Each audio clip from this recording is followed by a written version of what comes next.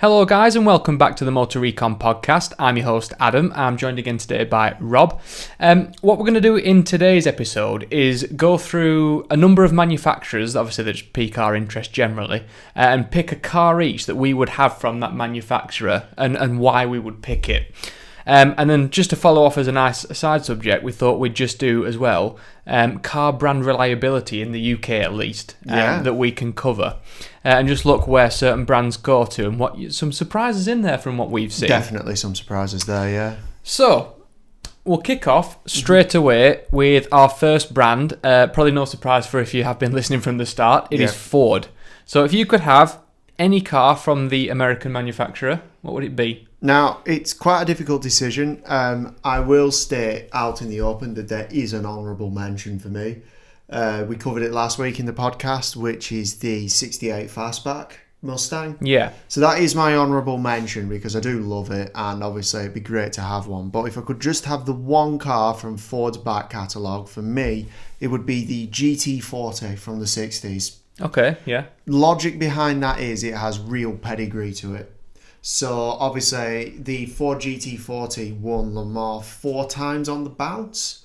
Yeah, something like that. 66 to 70 or something. I can't remember off the top of my head. But it was quite a few years in a row, wasn't it? And it was, obviously, like you say, they went out there with the goal to beat Ferrari. They did, yeah. And they smashed it. Obviously, quite literally. There's a film that's due out very soon which actually covers the topic. Yes, I can't wait to go and see that. Yeah, that should be interesting to watch. That for me from Ford is probably my favourite pick, purely because I'd say it's probably one of the most significant Fords out there, proving they can be more than just your everyman blue collar. It's an extremely iconic car, and I could see why you would pick that. Yeah.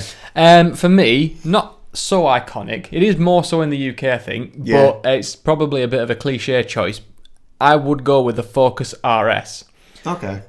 More specifically, if I had to pick one, it'd be the Mark III Heritage Edition. So the orange one that was built, only 50 of them built, all in the UK. Mm-hmm. For me, it's just the type of car that I am interested in. Like a hot hatch, 350-ish brake horsepower, 4-wheel drive, proper manual gearbox. A real little pocket rocket. You can also get them with the drift handbrake, can't you? So yes, which I would definitely put on. Yeah. Like they come with standard as drift mode, but just obviously it's just cool, isn't it, to chuck that on. Another reason why I would pick the Heritage one is it comes as standard with the mount tune. Okay, that is useful. Put in. Yeah. I think it's running 400 horsepower, so just give you that extra little bit of oomph. Yeah. Actually are very rare. As soon as they only made 50 of them, as soon as they were finished, I think I saw them on Auto Trader going for between 60 and 100 grand. Well, that's the thing, isn't it? I'd say that throughout this list there are some picks that we've made based on the fact that they are made in small numbers, whether they were originally made in small numbers or whether they just, in one of my picks for example, just didn't sell that well. It just ended up being small numbers. Yeah. Well, yeah, and I think I'd take a normal Focus RS, but if we're picking any dream one we'd have, for me it's that one. Okay. So the next manufacturer we're going to pick, it is a British icon, really. It is, yeah. Aston Martin. Mm-hmm. So where would you sit with that one? So again, obviously, the honourable mention definitely has to go to the DB5. Okay, yeah. Just because it is the world's most famous car, as it's commonly known as. I think even non-car people can tell you what a DB5 is. But for me, again, for pedigree, it's another Le Mans racing car, actually, and it's the DBR1. Okay. So this is the only Aston Martin, I believe, to ever take outright victory at Le Mans. It's late 50s. Essentially, for me, it's an icon because obviously... Yeah, for that reason reason alone, it is Aston Martin's sort of victory at Le Mans. I mean, who knows whether that choice might be usurped later by the Valhalla or the Valkyrie, beg my pardon. Yeah. Because obviously if that takes outright victory at Le Mans when the new supercar category comes in, then we may have another one that I might swap that out with for pedigree. So okay. But for now, DBR1. DBR1, that's a good shout. For me, mine again is more modern. I think we're going to spot a theme here. I would go with the V600.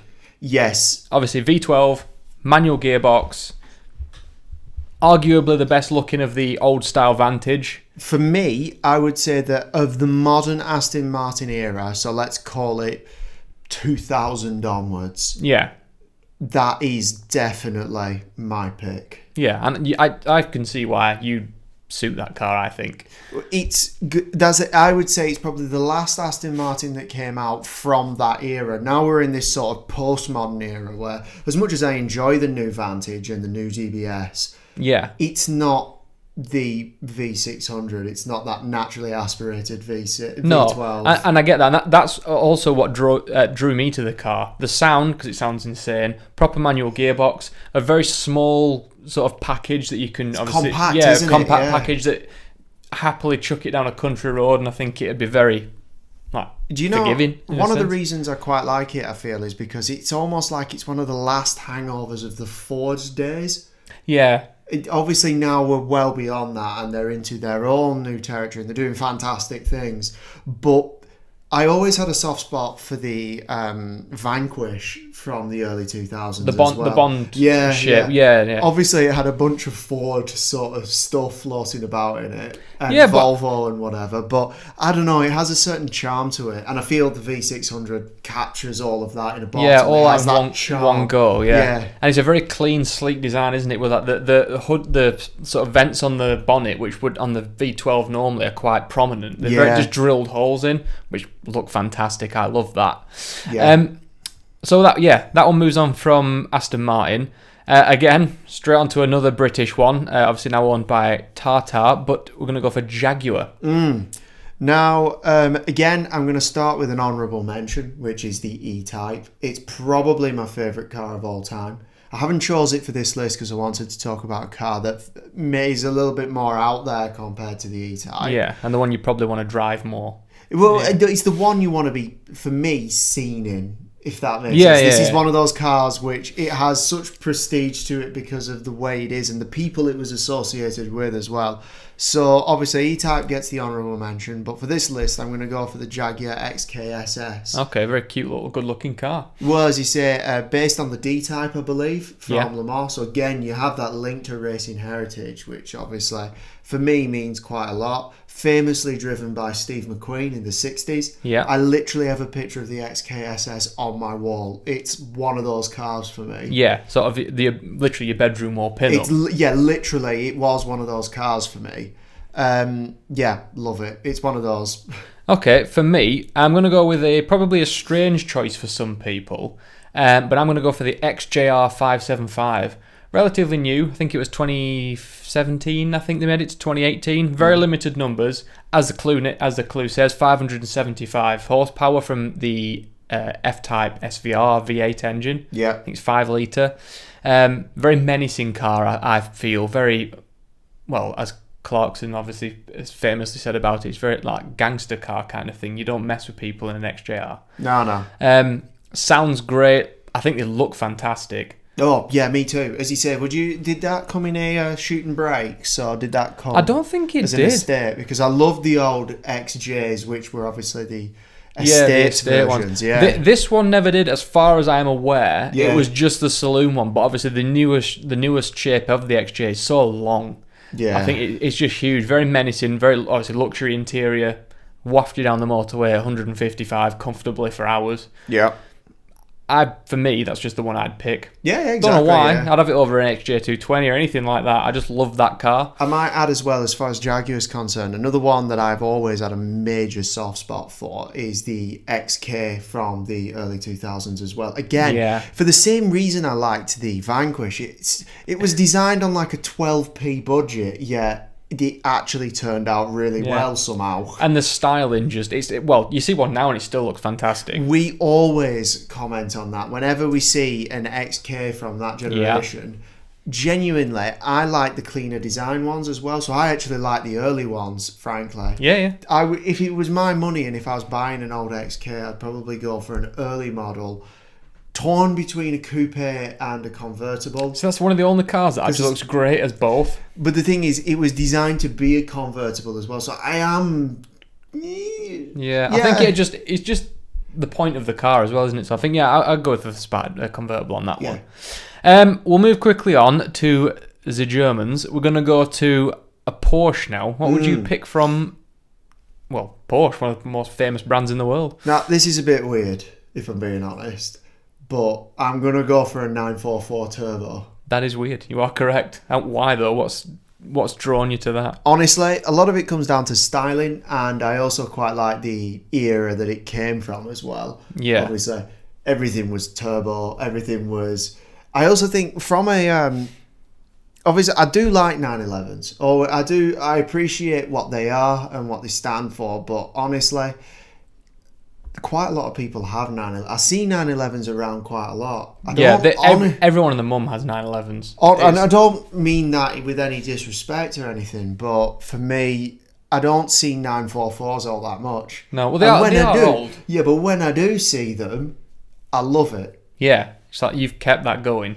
Well, the thing is as well, obviously they didn't sell like the 911, and it certainly has not gone on for any... Obviously, it didn't go on for so many years like the 911. So, no. Obviously, the 911 has changed over time. It's got different iterations and slightly been modified. This is just time-locked. Was it the 944 that they originally tried to replace the 911 with, but it didn't take on, so they carried on making the 911? I do remember hearing that story, though. I don't know if it was that or the 928. I think it was the 44. I heard the story that they tried, obviously, making that as the replacement to move the engine out the back and up the front into what arguably is a more sensible position in the car. But I'm glad they persisted with the rear engine in the end, because as it turns out, it works brilliantly for the 911 today. Yeah, no, they've made it work. Well, just a quick little thing on the 944. It's surprisingly only got 217 horsepower. Yes. Which... Obviously, it's a bit of an older car, but that does not sound a lot. No, it doesn't. But it's one of them things, isn't it? Old car, but they're quite lightweight. There's nothing on them like the modern cars, so I suppose it's fine. I'm not really driving it for speed. No, I know. In that situation, I know that the 944 isn't going to be particularly fast. I'm aware of that. I bet it handles very well, though. It's also as well, just a bit unique. I think it's a car worth saving. Yeah. I don't want them to disappear. I think it's a car worth saving. Some of mint ones are starting to go up in value now, so I think they're going to start coming into collectors more. Yeah. Okay, quickly go on to an Italian now. So we're going to go straight out of the bat with Ferrari. I think for me, I'm going to pick probably the controversial one because everyone picks the F40. For me, that's not my favourite Ferrari.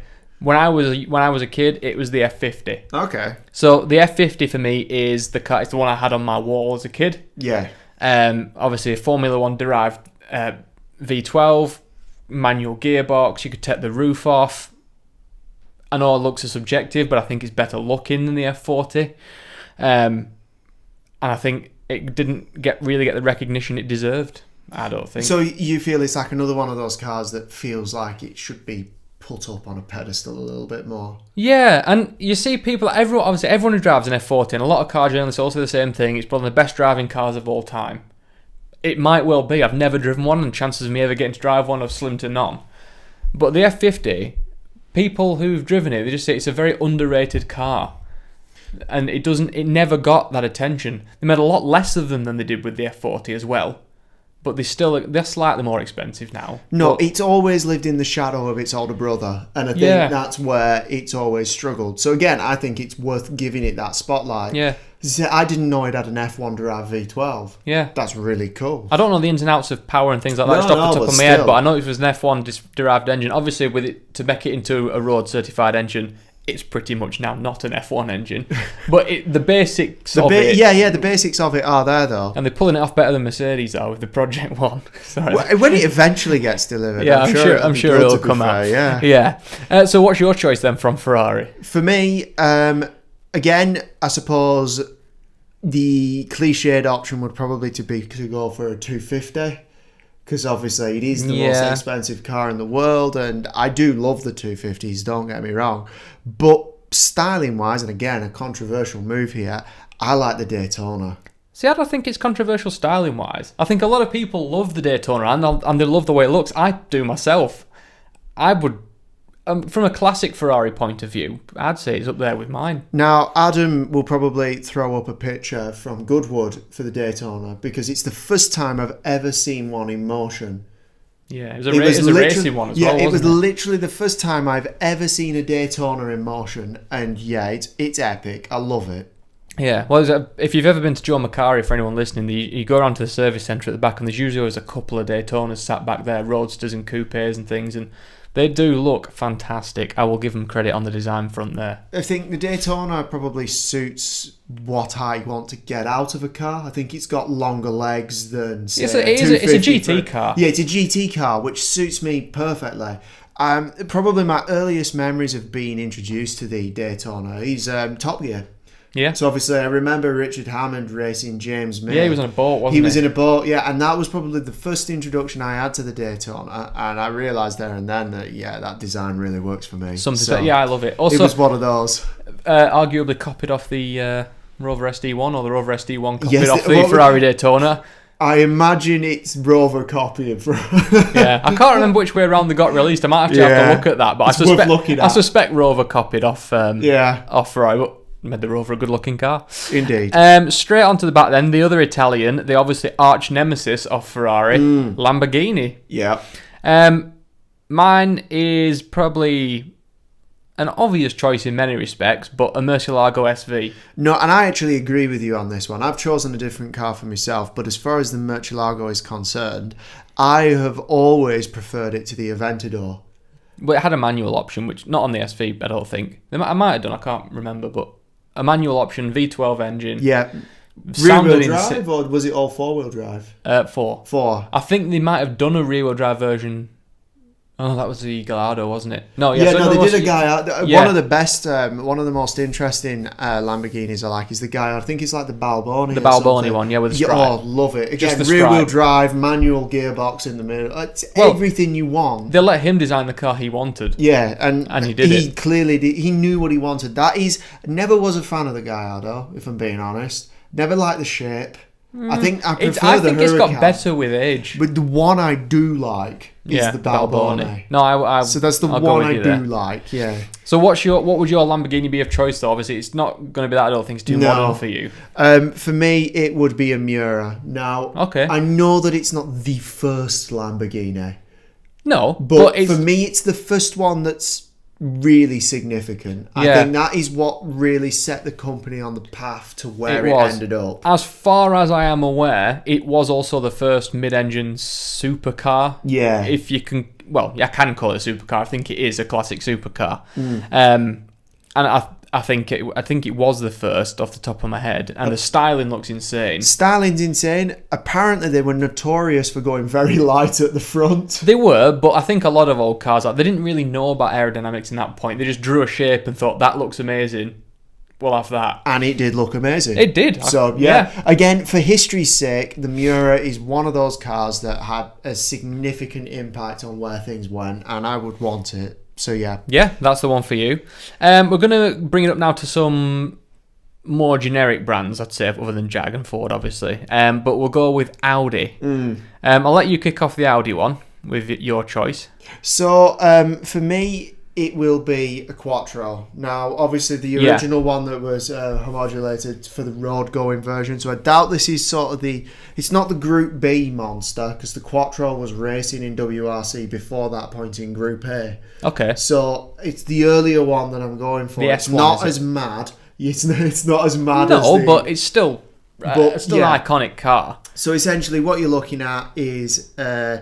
I think what is it? 2.15 cylinder engine. Yeah, so as you said, it's an inline 5, kicking out about 200 brake horsepower. Yeah, which, again, cars back then weren't as heavy. They didn't have, obviously, all the modern safety things they have now, so it's quite lightweight. So 200 horsepower, I think, is enough. Well, let's put it this way. According to the performance statistics, it will get you from 0 to 62 in 7.1 seconds. Yeah, so that's not bad at all, really. You got a top speed of over 137 miles an hour, so it's not like it's slow. No, not by any stretch of the mean. And it is probably one of the most iconic Audis ever made. Yeah, I think when people think, I think what was the TV show called? Ashes to Ashes. Yeah. That probably helped. In the UK, that helps. Yeah, if anyone's listening from abroad, Ashes to Ashes is a TV show in the UK where he drove an Audi Quattro when he goes back in time.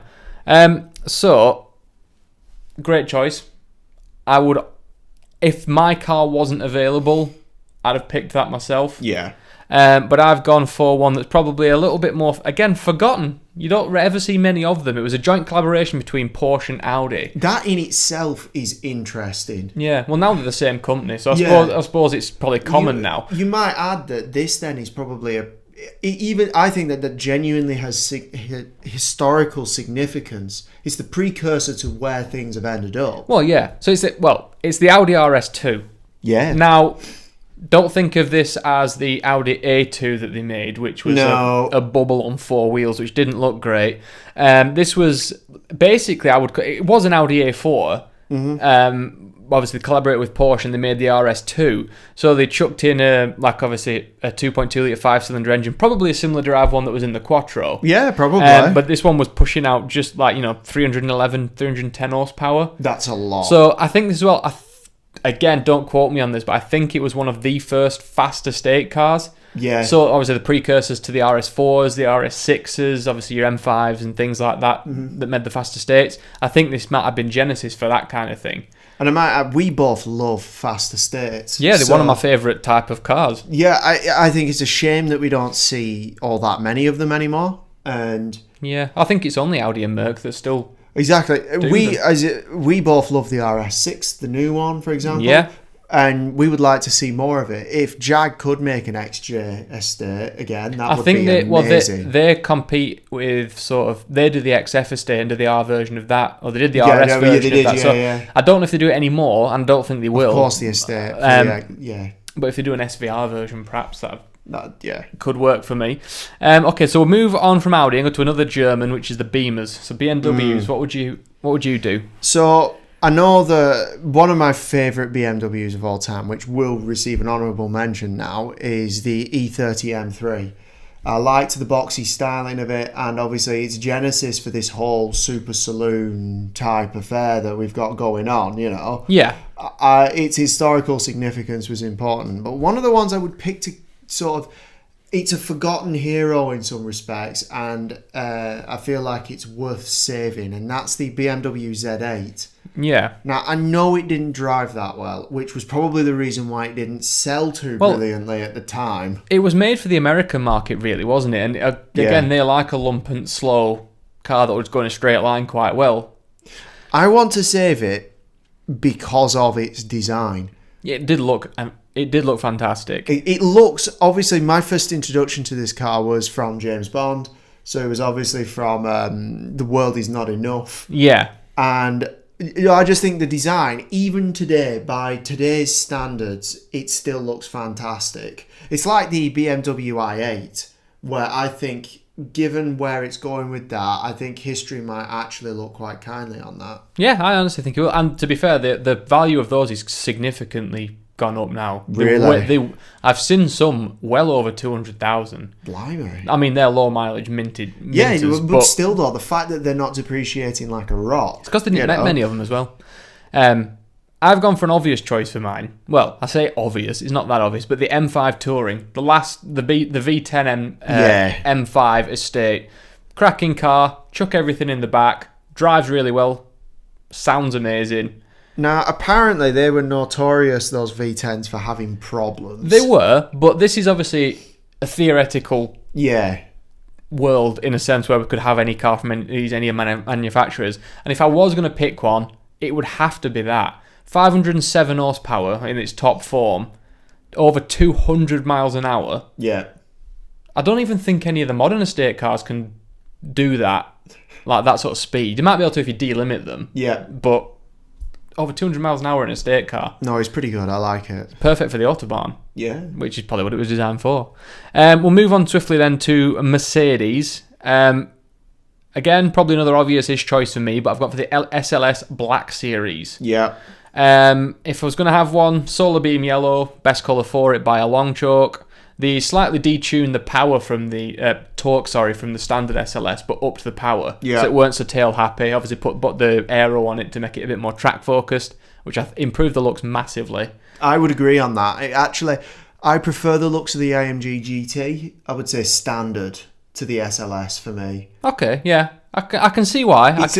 It's a bit long, as in for me the SLS is a bit too long and showy. Yeah. Yeah, no, I can see why you prefer, from your personal design styling and that you like, I can see why Yeah. you'd think that. Well, you would think that. But that's the one I picked just because I think it's a bit of a nutty car. Oh, totally mad. Gull wing doors, just throwing back obviously to the 300 SL for whatever reason. Yeah. Big, didn't make many of them either. Not many of the Black Series is about at all. And I know they're just about to bring out the GTR Black Series. That's coming out soon, which I think that'll look ridiculous. I don't know if you've seen the size of the wing that's on it, but no. That's why I'd pick it. Not because of the power, not because of anything like that. I just like it. Yeah, exactly. Yeah, and these are choices you would have to keep. Yeah. One of the other ones for me, again, it's a car that I just like. It's the SLR. Okay, So- yeah, the joint with McLaren. Yeah, because this is the thing. It's obviously, you got to remember, this is in a time before McLaren was where it is now, where it makes a big range of sort of sports and supercars. It was like, obviously, I think the only one they did before that was the F1. Yeah, well, exactly. It was no, and I always like the SLR. Again, it sort of fits my brief to some extent as to what I like out of a car. I can agree. It's just like a ballistic missile. Yeah, that a motorway man. Yeah, muncher. exactly. It's a ballistic missile that'll just cruise across continents. I think off the top of my head, it was just over 600 horsepower from its V8, supercharged V8. Obviously, it was based loosely on the actual SL. Yeah. Cool, lifty up doors, or sort of scissor Yeah, up, whatever you want yeah. to call them. Styling wise, looked fantastic. You don't see many of them about anymore. Saw one a few weeks ago in London, just by pure chance at night, just drove past. Look, it's always a treat to see them. Yeah. And it's one of those cars which, again, I think it deserves more credit just because I like it. Yeah, that's it. This is obviously anyone's personal preference, but if you just like the car. We'll go on then to another old Italian name, Lancia. What's your choice? So we talked about my choice last week as well. So if you want more information on this, go and watch last week's video as well. I'd obviously pick the Stratos. Okay. Just because, for me, that is Lancia. Yeah. For me, that is the reason why everyone likes Lancia so much. It's stupid. Yeah. People don't actually fit inside it. No, and you sit sideways when you are driving it because the pedals are off to the... Everything about it, obviously it's got that Ferrari derived V6 behind your head. Yeah, from the Dino. But despite all of that, it is unbelievably pretty and in the right hands, an absolute weapon. Yeah, well, it won. Exactly, it won rally, WRC didn't it? Yeah. 3 times, I believe. Something like that. Mine is another WRC winner, Yes. the Delta Integrale. Again, probably Genesis for the original Hyper Hatches, I guess. I suppose so, yeah. Really fast little hatchback. I don't know if, obviously, probably other cars came first. I don't know how when the original hot Peugeots and Yeah, Yes, well, obviously there was but- like the 205 GTI. But things yeah, like but this I that, consider yeah. sort of the first hyper hatch, like the RS3. Unhinged. Yeah, just mental. Absolutely no thing about it. I think they look fantastic. Great bodywork design, very angular, very This is- aggressive. Yeah, the thing I find fascinating about the Delta Integrale is it's not classically pretty like a lot of other Lancias. No, were. but it is pretty. That's the thing, exactly. Yeah. It has a look about it which is kind of unusual, really, for Yeah. Lancia at any rate. Yeah, especially because when you back then again, when it first came out, people might not have liked it for its looks, but I think it's aged really well. Agreed. And again, a really mint model of one now. They're quite expensive. Yeah. I don't know how rare they are in terms of numbers, but you don't see that many. One of the other things as well is with the Grand Tour, they recently showed the sort of updated sort of Yeah, Porsche, yeah. and I thought that looked really nice as well. Yeah. So trying to worm out some of the problems that they Yeah. also came with as well. Yeah. I think it still might have its issues because it's a low mid, Yes. but it's one of them things, isn't it? We're getting to second to last one now, which is Alfa Romeo. Mine's an obvious choice just because, again, it is probably the one most people would pick just because they like it, and it's the Giulia Quadrifoglio. Oh yeah, I love it. Yeah. I think the looks wise, it's better than any of its competitors in my opinion. So the M3s and your C63s. Agreed. Just Yeah, just purely on a agreed. looks Yeah. basis. I'm not going to talk about like dynamics or anything, but looks wise has it. Sound wise has it for me. Yes, it does. And I think it is expensive. Don't get me wrong, but it'll have its issues. I saw a video today that she was comparing. They were comparing it against the 3 Series and things. The normal one, when you slam the boot, it wobbles. Yeah. It's an Alpha. It probably will have issues, and I've read on a lot of things they already are. But I love it. It is, and I think quite often people say about the Giulia QV, it is genuinely the first great Alfa Romeo we've had, like, since forever. I can't remember in my lifetime us getting a truly great Alfa Romeo until the Giulia QV. No, I would agree. That is lit, and I'm hoping it will be a genesis for a renaissance for them to produce a big line of just brilliant cars. Because even though it was like the 8C they brought out, great looking car, but had too many problems That's didn't the drive trouble. well. Like this actually drives well. And then they had the 4C, which drove amazingly, but had the interior made out of like biscuit trays. But I know it's supposed to be lightweight, and it was great, but it had a lot of problems. That's the thing. The thing about Alfa is no one minds some of the problems they come with. Obviously, that's part of the character of the cars, and they do get a free pass. Yeah, for being an Alfa. Just for being Alfa Romeo. But the good has to outweigh the bad. Yeah, when it's working well. That's my point. But the point is, when it's working, it has to work brilliantly. Yeah. I'm willing to accept that when it's not working, it'll be an absolute pig. But when it is actually working, I want it to be probably one of the best in class, which the Giulia QV is. Yeah, many journalists have picked it over M3s and things like that for that reason. And that's why I'd pick it. Yes. What about you? What would you go for? So, I don't know whether you would technically consider this an Alpha. I think so, because it still uses a lot of the Alpha parts. Does it wear an Alpha badge? Yes. Then it's an Alpha. Well, it's the Alphaholics GTA. Okay. So, I've always liked this car. I liked the GTA, the original, from back in the day. They look amazing. Exactly. I love the looks. I love Yeah. the boxy styling of it. What Alphaholics have done is just essentially get rid of some of the quirks maybe, while keeping the character. So some statistics on it. It's got a 2.3 litre Alpha twin spark engine. Okay. So it's got a more modern motor in there by the looks of it. Yeah. It's punching out 240 brake horsepower.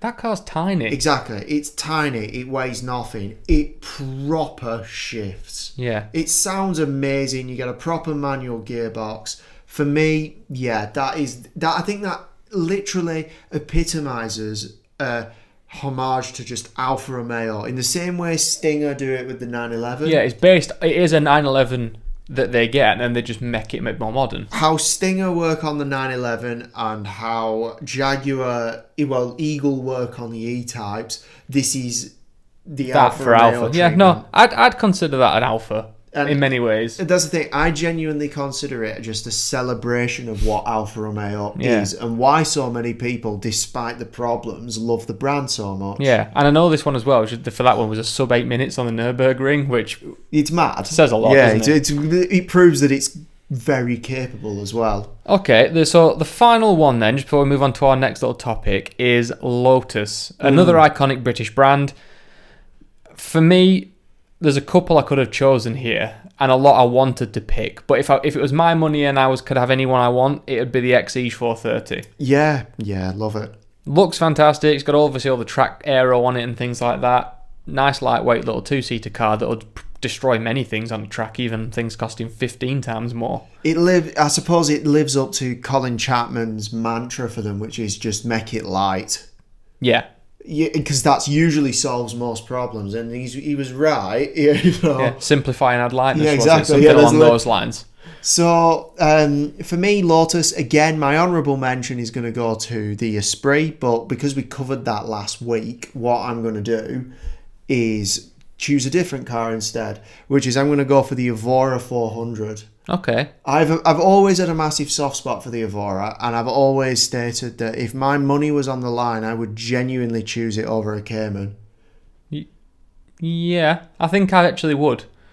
I know it's a brave choice. Yeah. And I know, and as you say, and I'm well aware that the Cayman technically is better than the Evora in most aspects.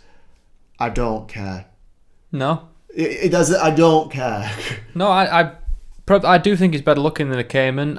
If it was my money and I was having to buy one to live with every day, Could I stretch myself to buy one for the reliability? But yeah, it's Toyota engine. That's what I mean. It's not that bad. Toyotas are bulletproof. It's other stuff that will probably go wrong. And I also might add as well, you're going to turn more heads in the Evora. It's way rarer. Yeah, you don't have way rarer. There's only 1 or 2 around here, isn't Yeah. there? Not many at all. Okay, so that was actually interesting. One just really, really quick one. Just name it. Don't go into anything about it because I've realised we've just missed it off. McLaren. Okay. Iconic British brand. One car you'd have from McLaren.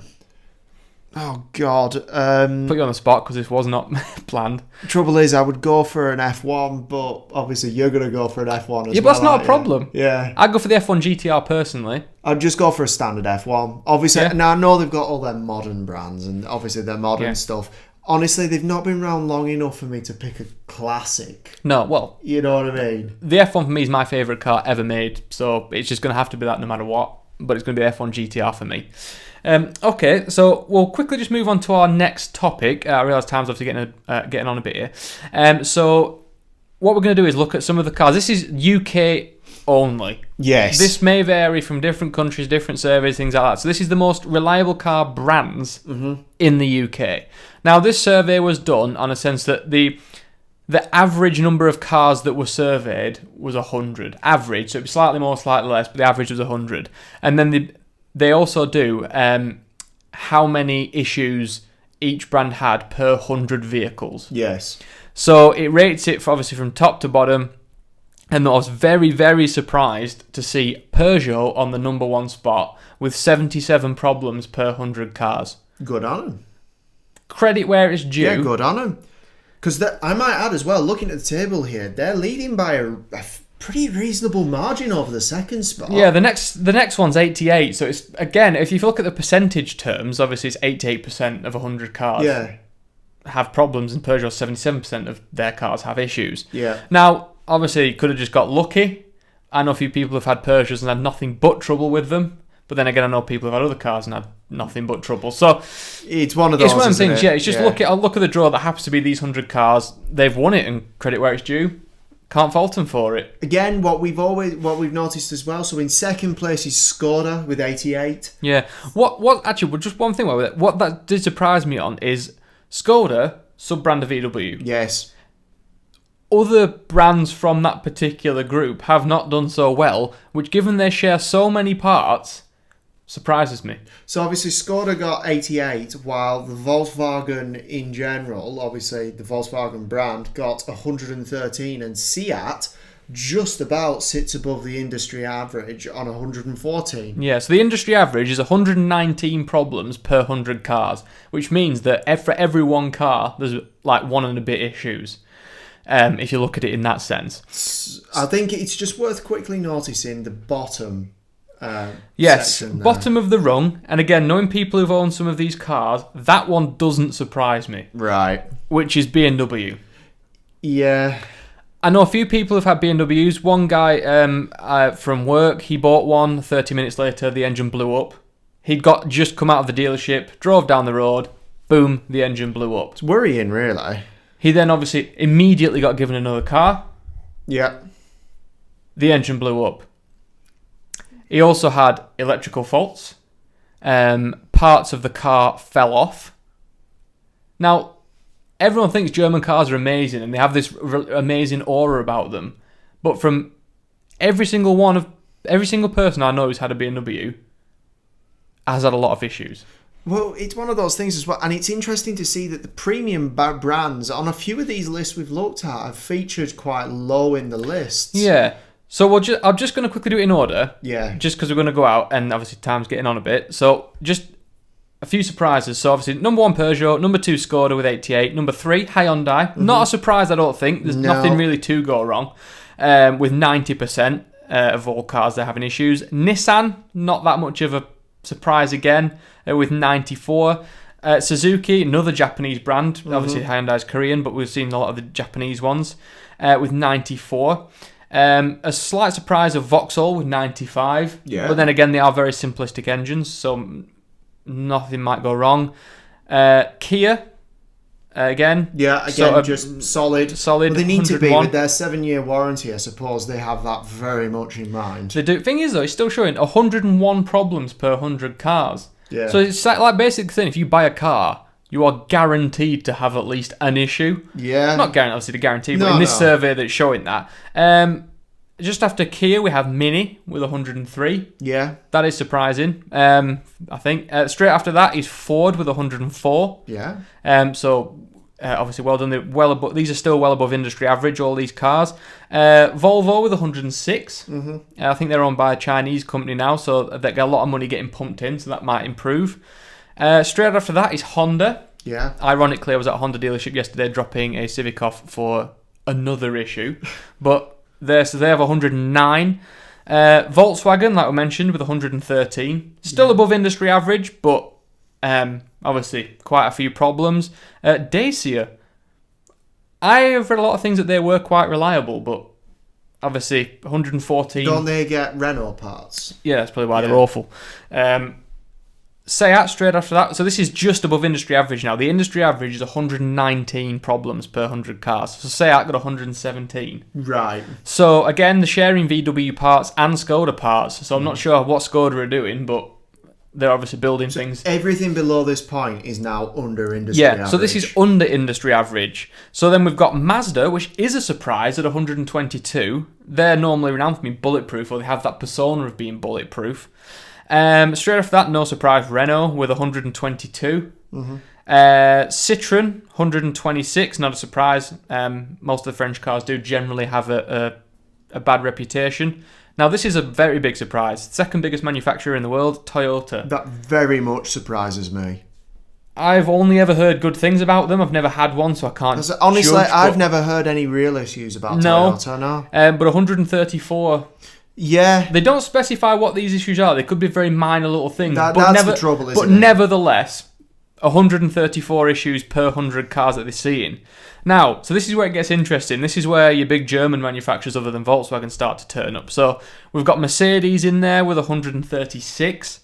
Followed straight by Land Rover. That's not a surprise. They are renowned for it. 142. Again, Jaguar, the same company, 159.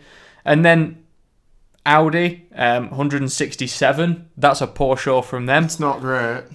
You know you are if you're listening with your problems with your TT.